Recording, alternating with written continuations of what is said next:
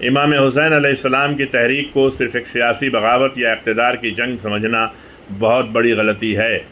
اگر مقصد حکومت حاصل کرنا ہوتا تو امام حسین ایسے راستے اختیار کر سکتے تھے جن سے جان بھی بچ جاتی اور اقتدار کے امکانات بھی باقی رہتے، لیکن امام حسین نے وہ راستہ اختیار کیا جو اللہ کی رضا، دین کی حفاظت اور انسانیت کی بقا کا راستہ تھا۔ اسی لیے کربلا صرف ایک جنگ نہیں بلکہ ایک فکر ہے، صرف ایک واقعہ نہیں بلکہ ایک ابدی درسگاہ ہے، صرف ایک شہادت نہیں بلکہ ظلم کے خلاف ہمیشہ کے لیے اعلان حق ہے۔